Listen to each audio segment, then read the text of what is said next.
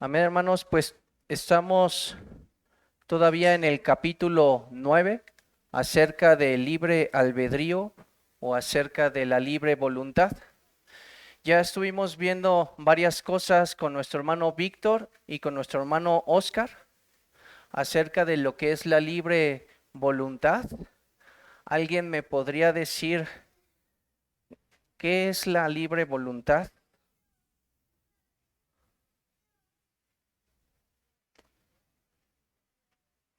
O si el hombre tiene libertad para elegir o simplemente no puede, no tiene esa capacidad.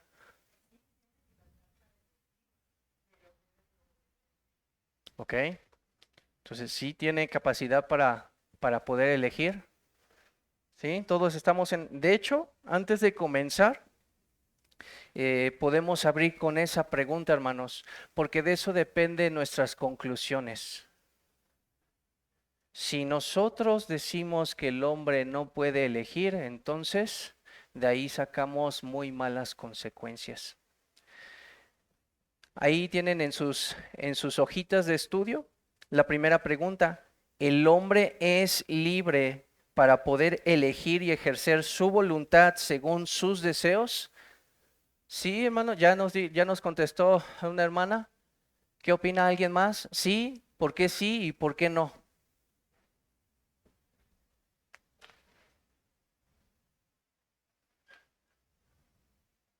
¿Nadie? Ujú.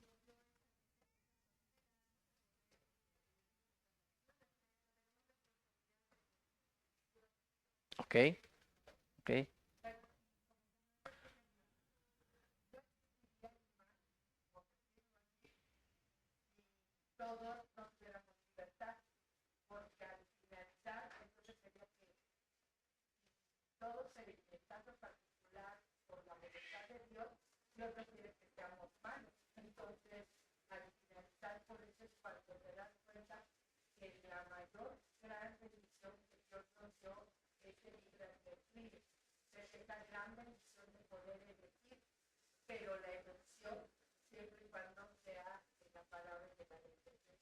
Ok. ¿Hay alguien que opine lo contrario? ¿Hay alguien que crea que el hombre no es libre y por lo tanto no pueda elegir? No lo vamos a excomulgar. Pero, a ver, hermano.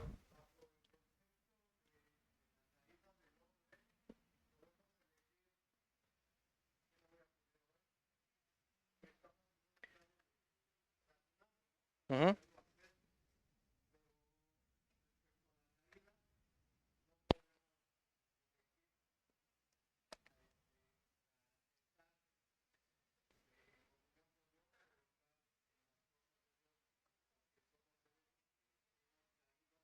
Ajá, ajá. Ok, pero seguimos siendo libres para rechazar al Señor y nosotros lo elegimos.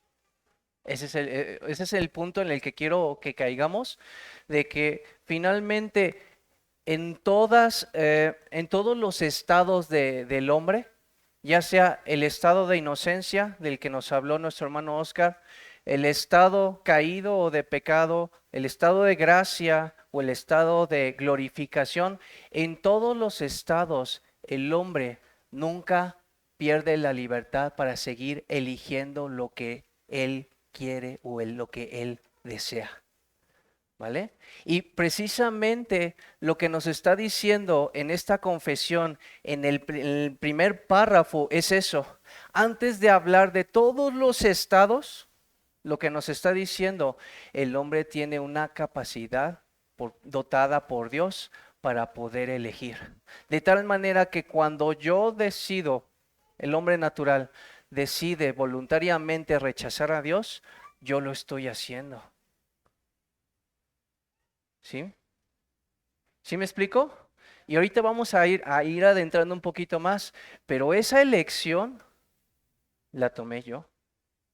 Esa elección yo rechacé voluntariamente a Dios. ¿Ah?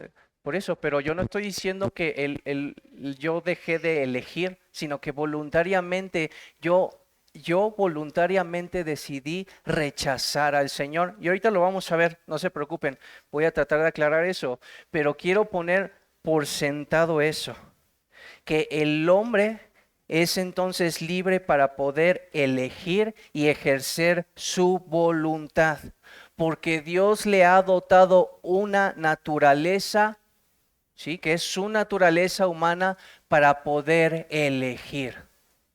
¿Ok? Y que por otro lado, nosotros como seres humanos somos afectados o atraídos o seducidos, como dice Santiago, a aquellas cosas que nosotros deseamos y que por lo tanto elegimos lo que queremos hacer según nuestros deseos, según nuestros afectos, según lo que consideremos nosotros lo que es mejor, ya sea bueno o sea malo. Finalmente, todos nosotros hacemos esas elecciones, aunque finalmente somos arrastrados o seducidos, como dice Santiago, por causa de nuestras concupiscencias. Finalmente es lo que nosotros deseamos y por lo tanto es lo que nosotros elegimos, ¿vale? Porque entonces viene la pregunta número 2. ¿Qué pasaría si no establecemos como fundamento que el hombre es libre para hacer y para elegir según lo que desea? ¿Cuál sería el problema más importante, hermanos, si decimos que el hombre no puede elegir? ¿No sería culpable?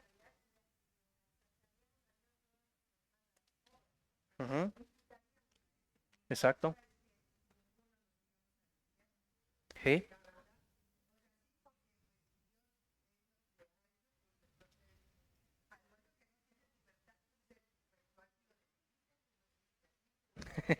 exacto.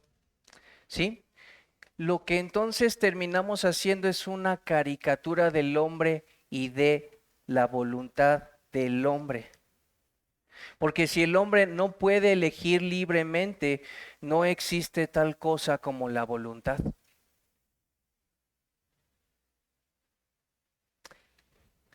Y si el hombre no tiene voluntad, entonces como estaban diciendo por acá, el hombre entonces es una víctima. El hombre entonces no es responsable de lo que hace. Y pongamos un ejemplo. Una persona que es llevada a juicio delante de un tribunal y que entonces el abogado defensor, para apelar y que no lo acusen de culpabilidad, él lo que puede llevar a ese caso es que este hombre está mal de sus facultades mentales, que este hombre entonces no tiene control sobre sí mismo, que este hombre entonces realmente no está tomando decisiones porque no le sirve su mente y lo que necesita ese hombre no es la cárcel, sino un psiquiátrico o un manicomio. ¿Sí me explico?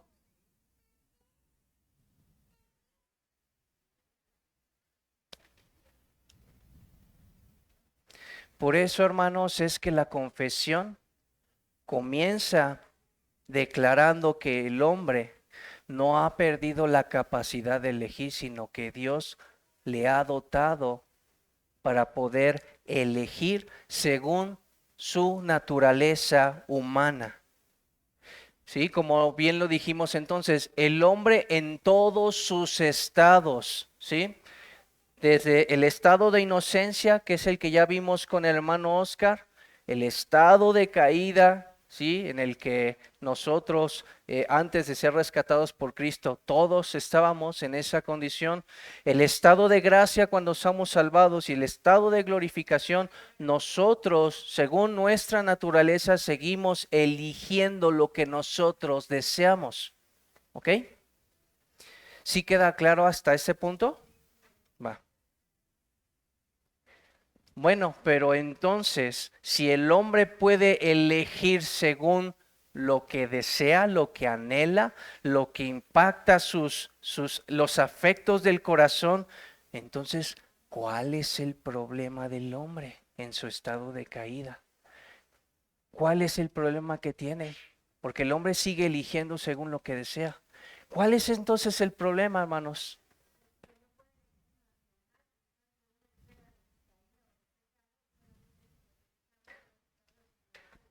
Ujú. Ajá, exacto.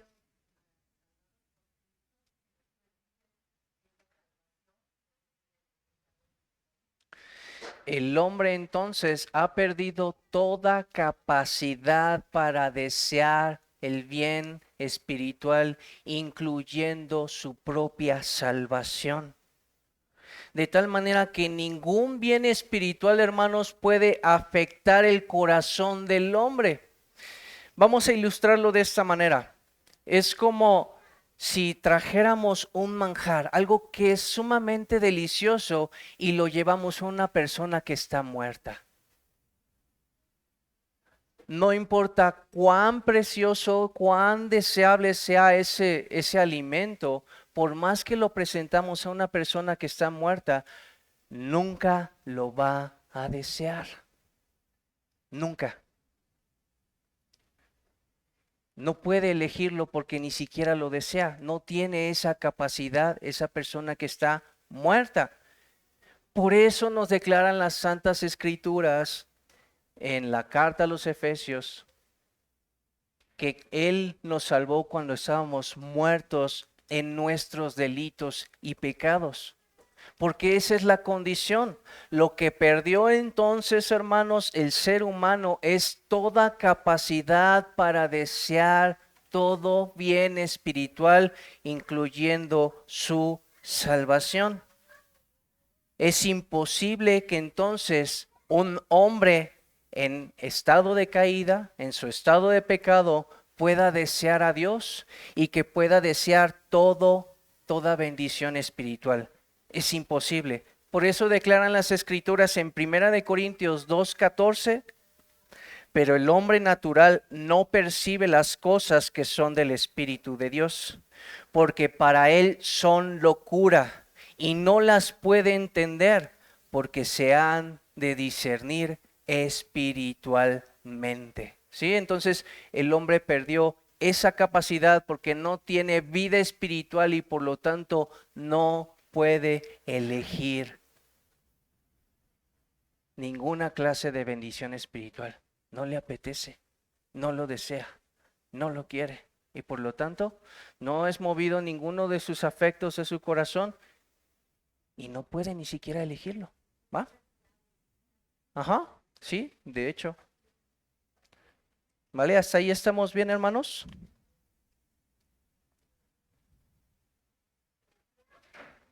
Bueno, y alguien podría objetar, pero esta pérdida de estos afectos santos fue causada por Dios. ¿Por qué el hombre sigue siendo responsable? ¿Qué podríamos responder ante eso? Porque sí, es cierto, Dios fue el que finalmente quitó esa capacidad al ser humano para que podamos desear todo aquello que es bendición espiritual, incluyendo a Dios mismo. Si alguien viene y nos objeta de esa manera, ¿por qué el hombre sigue siendo responsable? Si el hombre ya no tiene esa capacidad de elegir y esa capacidad de elegir fue quitada por Dios. ¿Qué podríamos decir, hermanos?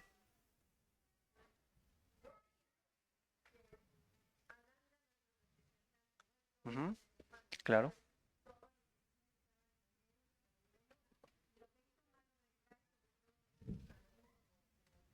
Ujú,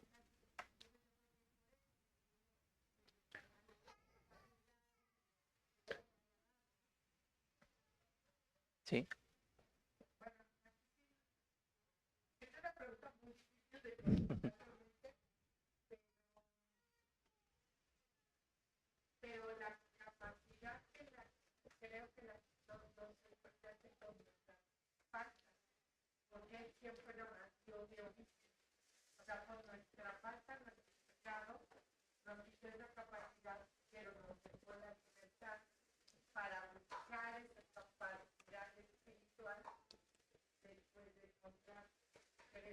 Ok. ¿Alguien más, hermanos? ¿No? Gracias, gracias. ¿No? Bueno, es que, hermanos, aquí tenemos que ver que este acto de Dios, al momento de quitar toda esta capacidad para desear bien espiritual, no solamente es un acto soberano de Dios, ciertamente es un acto soberano de Dios, pero además de ser un acto soberano de Dios, es un acto de justicia por parte de Dios. Porque lo que está haciendo el Señor es maldecir a Adán y por lo tanto a su descendencia por causa de su rebelión. Y Él entonces lo castiga dejándolo en una condición miserable, en ese estado de caída o en ese estado de pecado. Así que no es que directamente Dios sea responsable, porque es una consecuencia de lo que el hombre no hizo. Y por lo tanto, no solamente es que Dios lo haya declarado, sino que también es una ejecución de juicio de parte de Dios por causa de que el hombre es responsable de elegir el bien o el mal. ¿Vale? ¿Hasta ahí estamos bien, hermanos? Y ahora, la pregunta número 4, hermanos. ¿Puede el hombre hacer el bien en su estado caído, en su estado de pecado? ¿Qué opinan, hermanos?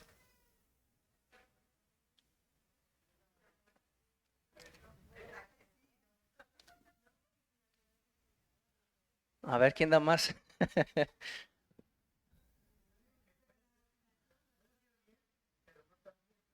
Ok,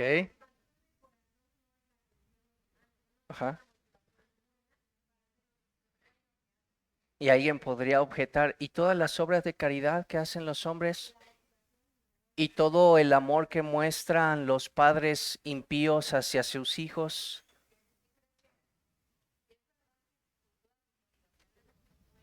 ¿Mm?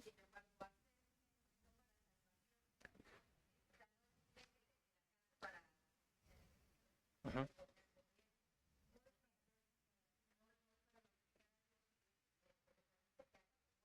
ujú,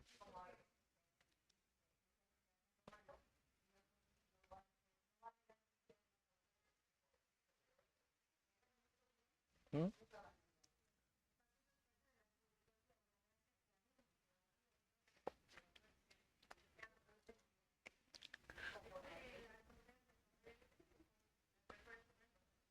Ok, muy bien. Ok, ujú. Vamos a ver qué dicen nuestras confesiones. En el párrafo 3, cuando dice que está completamente incapacitado, ¿no? Para querer cualquier bien espiritual que acompañe a la salvación. Por consiguiente, como hombre natural que está enteramente opuesto a ese bien y muerto en el pecado, no puede por sus propias fuerzas convertirse a sí mismo o prepararse para ello. Entonces, aquí implícitamente, hermanos, lo que está diciendo es que no solamente no puede hacer el bien, sino que está opuesto a todo bien. La confesión entonces está declarando que el hombre no puede hacer ningún bien, pero podemos ciertamente decir, ¿y qué entonces con todas esas muestras de caridad? ¿Qué con todas esas cosas que el Señor mismo dijo que aún los hombres malos pueden amar a sus hijos, ¿no? Y pueden mostrarle amor, o que pueden amar a aquellos que ellos le aman. ¿Cómo entonces podemos cuadrar, por un lado, las experiencias que nosotros vemos en el día a día, aún con la gente impía, y por otro lado, como declaran las escrituras, que las obras del hombre impío son malas, ¿no? Entonces, hermanos, aunque el hombre natural puede hacer obras, hace obras que parezcan buenas, pero que realmente no lo son. Es decir, hace obras con apariencia de piedad. Y eso lo podemos ver así como el Señor Jesucristo habló acerca de los fariseos, que ellos podrían parecer hermosos por fuera, pero llenos de pudredumbre por dentro. De la misma manera, un hombre natural en su estado de caída, las obras que tiene solamente huelen a muerte y a maldición. ¿Por qué, hermanos? Porque todas esas obras con apariencia de bondad, lo único que declaran es: yo no necesito a Dios para ser bueno. Yo no necesito a Cristo. Yo puedo estar bien por mis propios medios. No tengo necesidad de glorificar a Dios, sino que voy a glorificarme a mí mismo. De tal manera que no solamente las obras más escandalosas como asesinatos o violaciones son aborrecibles delante de Dios, sino que además estas mejores obras de justicia, como lo declara el profeta Isaías, son trapos de inmundicia, son detestables delante de Dios, porque se oponen abiertamente en contra de Dios, en contra de Cristo y en contra de su reino. Por eso de ninguna manera pueden ser declaradas como obras de justicia, obras de piedad. Podemos hablar que son obras con apariencia de piedad, pero que solamente huelen a muerte y a maldición. El hombre natural entonces no se encuentra, hermanos, en una posición neutral para con Dios. El hombre natural se opone a Dios y todas sus obras lo declaran. El corazón del hombre caído no hace más que aborrecer a Dios. Sí, hermanos, entonces se encuentra en una abierta rebelión, como lo declara el Salmo 2, que dice: ¿por qué se amotinan las gentes y los pueblos piensan cosas vanas?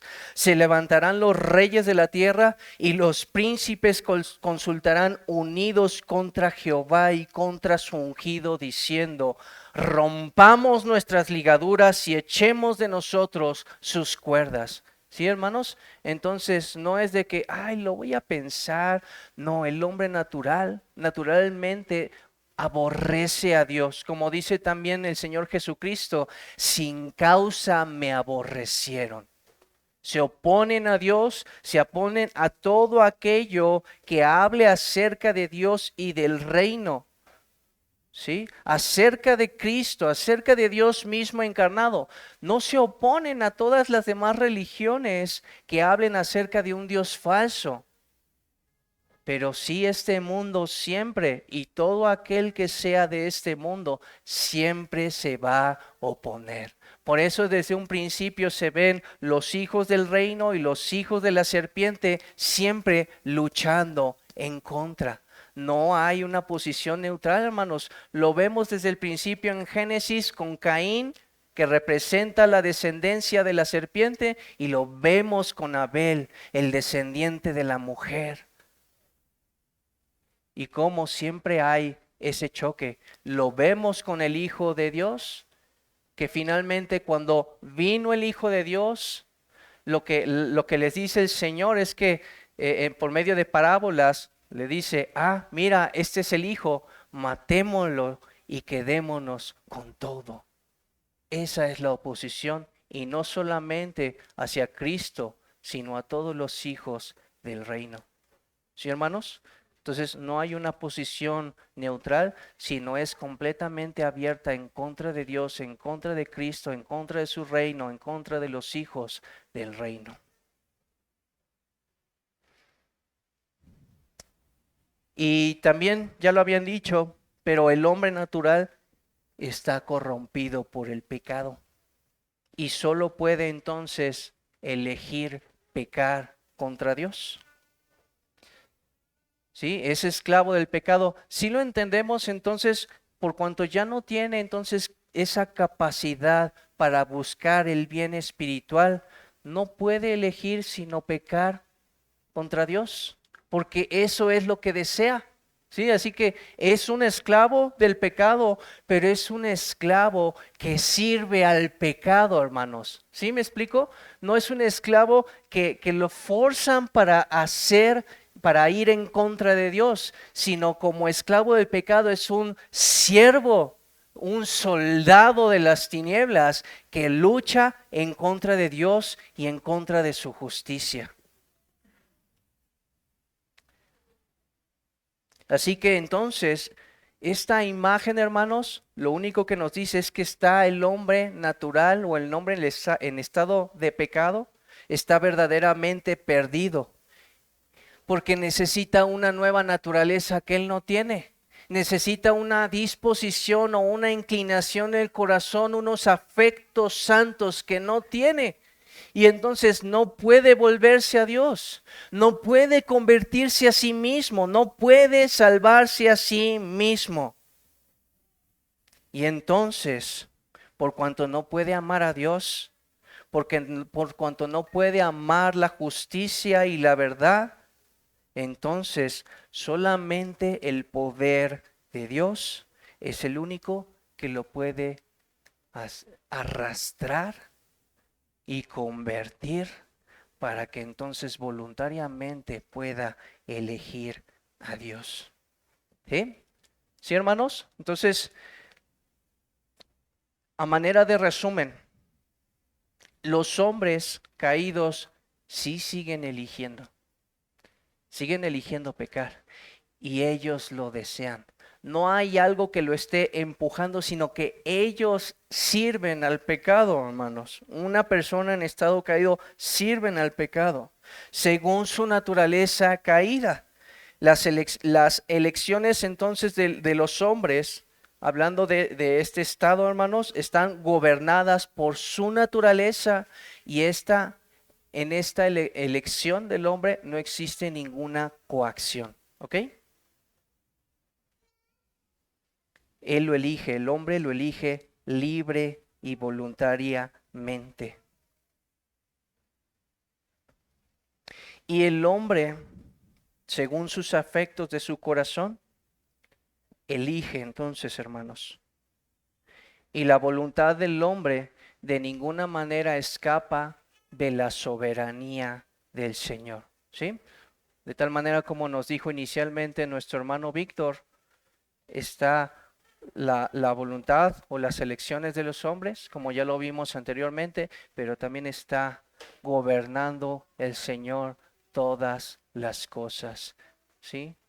Incluyendo, gobernando sobre todas las elecciones de los hombres. Y solamente entonces Dios puede salvar al hombre de su estado caído, hermanos. No es que haya caído un poquito, pero todavía puede elegir el bien, hermanos. ¿Ok?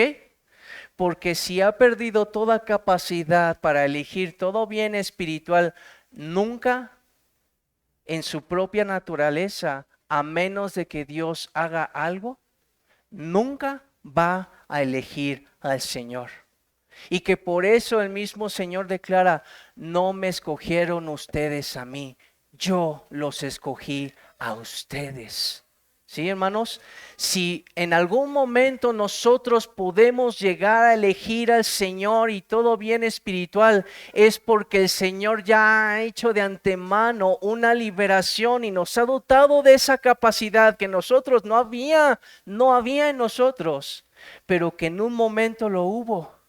Y que entonces en ese momento pudimos escoger al Señor porque Él nos dio vida espiritual. Él nos capacitó con afectos santos. Él nos dio un nuevo corazón para que libre y voluntariamente nosotros pudiéramos elegirlo a Él, que es nuestro supremo bien. ¿Ok? Amén, hermanos.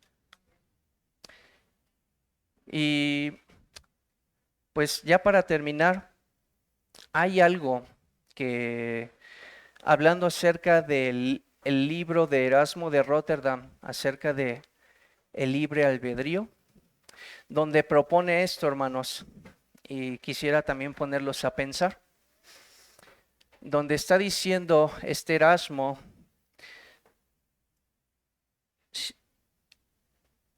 vamos a plantearlo de esta manera. El hombre sí puede elegir el bien. El hombre sí puede escoger a Dios. ¿Por qué? Porque en las Escrituras nos habla, por ejemplo, acerca, si mal no recuerdo, es en Deuteronomio, de elige el bien o el mal. ¿Se acuerdan? Elige la bendición o elige la maldición. Y Erasmo dice, si no es así, ¿por qué Dios está mandando al hombre? ¿No? Está ordenando, le está diciendo, debes de elegir el bien, debes de hacer esto. Y dice Erasmo de Rotterdam, si Dios está ordenando que debemos de hacer algo, entonces se debe de asumir que el hombre tiene la capacidad para hacerlo. Porque si no es así, y Dios le está demandando algo al hombre que debe de hacer, que no puede hacer, entonces Dios es cruel. Eso es el planteamiento de Erasmo. ¿Qué piensan?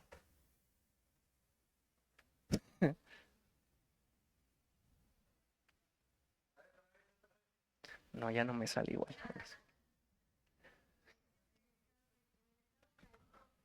Ajá, sí. El hombre puede seguir eligiendo a Dios en su estado caído porque en las Escrituras vemos que Dios le está demandando algo. Y si Dios le está demandando algo es porque de antemano el hombre tiene el poder para poder hacerlo.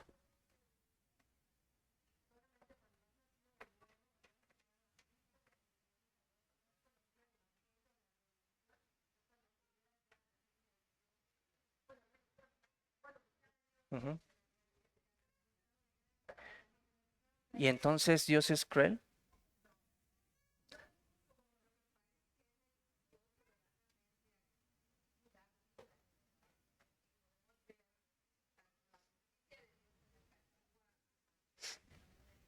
Ujú. Ok.